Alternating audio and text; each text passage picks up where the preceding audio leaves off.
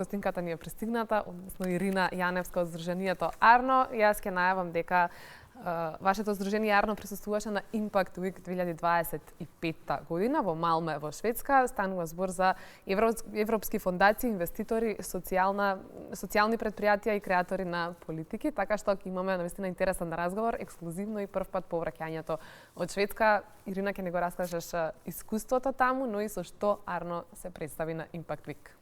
Благодарам, Симона, за поканата. Вистина е, за прв пат јавно зборуваме за импакт инвестирање. Она што го носиме како искуство од Шведска е само еден патоказ за иднината понатаму. Многу нова тема во светот, не само кај нас, иако мислам дека кај нас од она што ние го пребарувавме, ние сме, да речеме, пионерите во оваа област. Impact Week е настан на кој што присуствува повеќе од 900 луѓе од секакви профили позадини. Значи имаше социјални предпријатија, зелени предпријатија или новиот термин ги обединува под капата на импакт предпријатија, имаше инвеститори кои што инвестираат, меѓутоа имаше и фондации, луѓе како нас и што соработат во доменот на поддршка на импакт и на предпријатија. Навистина голем настан, многу впечатлив, за мене прво вакво искуство. Морам да споменам дека пред настанот имавме мобилна апликација на која што си правевме профили за да се споиме со луѓе кои што се од наш интерес. Имавме состаноци како speed dating, значи со термини, еден Tinder за бизнис светот, за импакт инвестирање. И беше многу интересно. Имаше луѓе кои што инвестираат во различни географии во светот. Моето прашање, нашиот интерес беше да прашам дали сте заинтересирани да инвестирате во Балканот, поточно во Македонија, да ги представам бизнисите кои што ги имаме, на кои што работиме веќе долго време и да го опипам пулсот на каде ќе се движи овој тренд во економијата. Фасцинантно беше. Наискрено, јас немам присуствувано на толку голем настан со толку голем фокус. Имаше сесии кои што во исто време, например, имаше 4 сесии на кои што може да се одбере да се присуствува.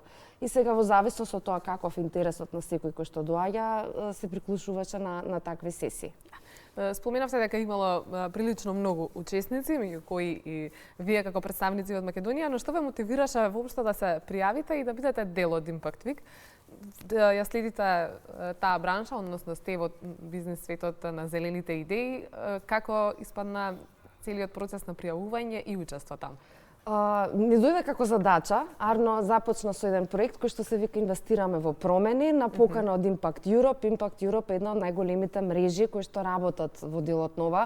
Можеби на гледачите им е позната под претходното име European Venture Philanthropy Association.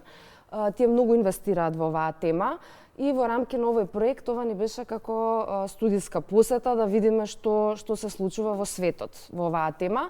А инако во Будимпешта исто така бевме на настан за импакт инвестирање во Централна и Југоисточна Европа и таму беше многу интересно и содржајно со тоа што беше во помал формат.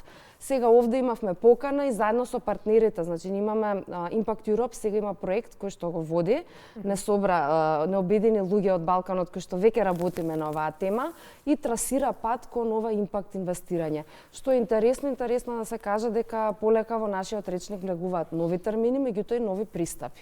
До сега како зборувавме ние за социјалните зелени бизниси, конкретно Арно, например, ќе распишеме повик за поддршка, се прават бизнис модели, се прави работна интеграција и ние бевме задоволни да има едно или две вработувања и да е тоа само одржливо. И сега приказната малку се менува.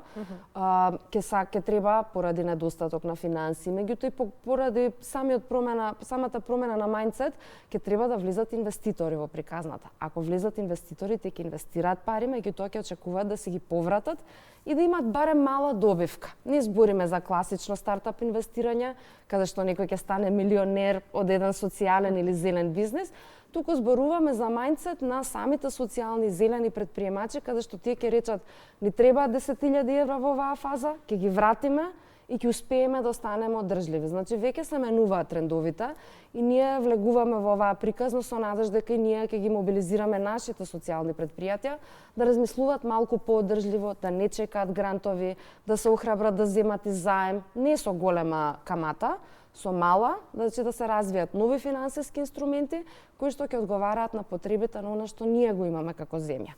Значи мали чекори, меѓутоа навистина светот оди натака. Тоа се последните трендови. Во однос на Impact Week ме интересира од сите сесии на кои што бевте дел, која можеби најмногу ви остави впечаток и зошто? Затоа што полна агенда од сите аспекти по неколку сесии инспиративни говорници, меѓутоа што вас како здружение и во фокусот на вашата работа ви остави најголем впечаток? Имаше многу убави сесии, значи многу убава фондацијата на IKEA, например, IKEA има своја фондација за развојно социјално претприемништво, има спикери има говорници во повеќе панели, беа многу интересни, многу детално зборува, многу насочено. Зборувавме многу за капиталот, за трпелив капитал, за каталитички капитал, особено во овие времења кога имаме несигурност и неизвестност. И тоа беа покласични панели. Она што најмногу ми остави впечаток и што многу сакам да го донесеме во Македонија како искуство, е едно имерзивно искуство, не поканија на сцена, ни пуштија видео, значи имаше цел сетап како канцеларија на една девојка, жена, која што се јавува од 2045-та, си пушта видео сама на себе, таа работи како импакт инвеститор во сегашноста, да речеме, треба да донесе одлука дали да финансира или не бесплатен инсулин. И сега во светот на бизнисот тоа е неисплатливо и таа нема да го одобри тоа. Меѓутоа, јавувајќи се од иднината во свет каде што ќе има војна, ќе снема електронски плаќања, ќе исчезнат сите заштеди на луѓето кои што се дигитални, ќе настане еден таков хаос, таа ќе има син кој што нема пристап до инсулин и ќе си се јави самата на себе, еве додека го зборам ова се ежам, за да се потсети и да си речете молам одобри го во инсулин. Можеби не е најфинансиски исплатливо од смисла на профит, меѓутоа ова му треба на светот.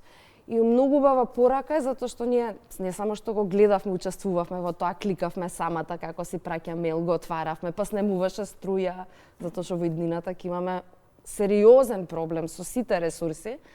Го доживеавме тоа, меѓутоа имавме понатаму и фасилитирана дискусија, 20 луѓе од цела Европа, имаше и од свет представници, во мојата група се погодија многу луѓе од Западна Европа, дискутиравме за светот во 2045-та. И фасцинантно ми беше што тие луѓе беа толку потресени како може да нема инсулин. Ја им велам, кај нас ние ова го живееме како реалност, имаме лекови кои што не се достапни, имам пријателка 2 месеци беше без хемотерапија.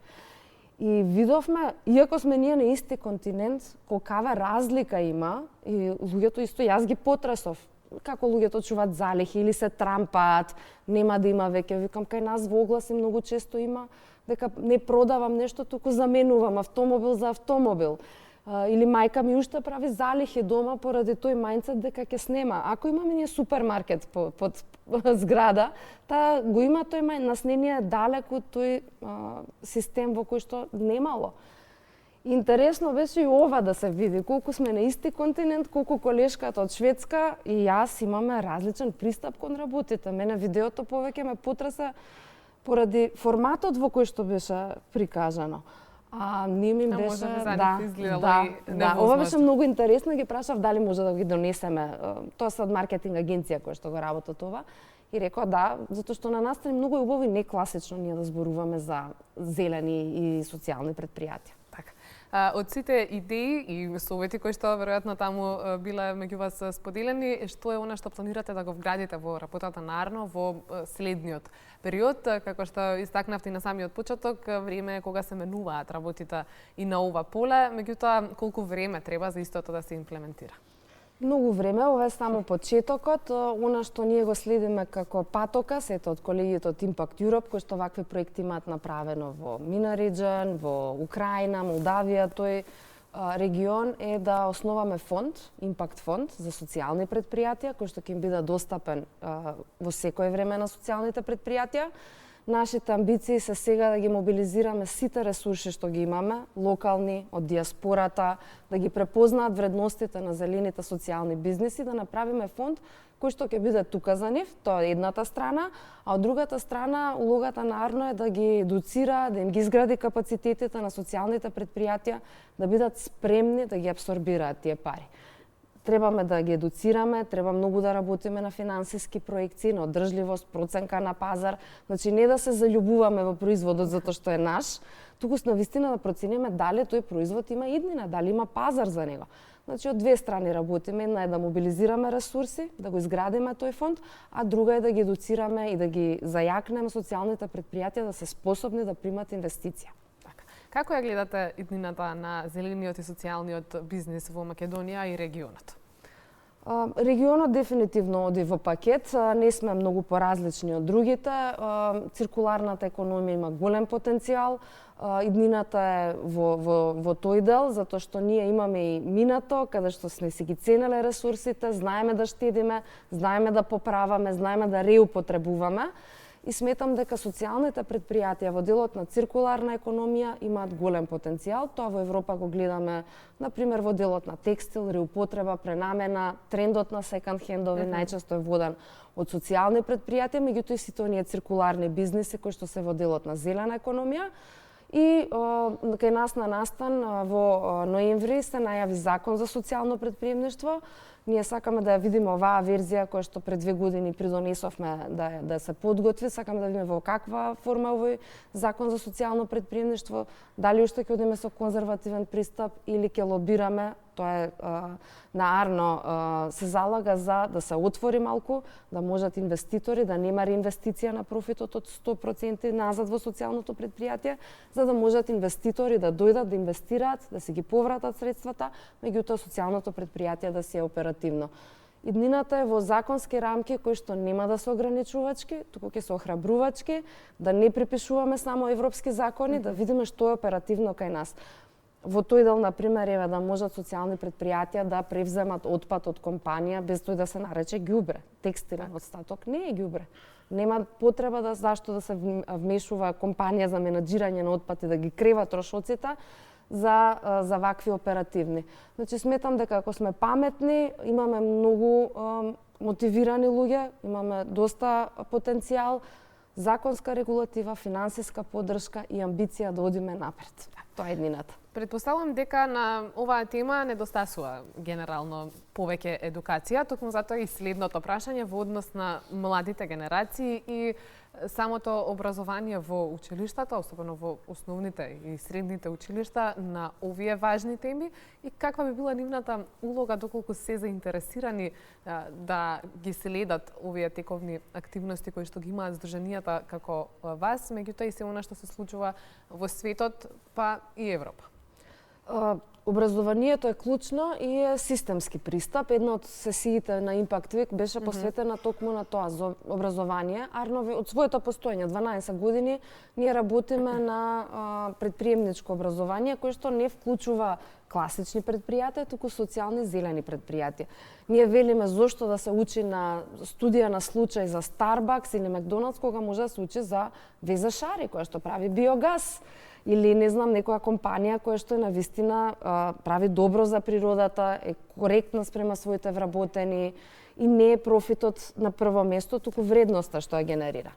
Образованието ни е клучно затоа што ние мора да сме во тренд со овие нови економии, нови пристапи, затоа што младите можеби нема сите да станат предприемачи. Некој ќе стане носител на одлуки, некој ќе работи во компанија, ќе се одлучи маркетинг да прави на одржлив начин, да не принта брошури, да користи рециклирана хартија, да ги мотивира вработените да одат со велосипед на работа.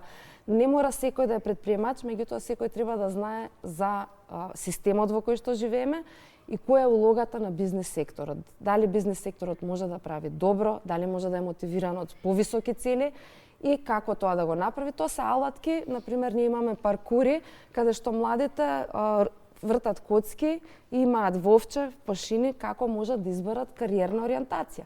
Не мора ние само теоретски да зборуваме, имаме геймификација, преку игра се учи.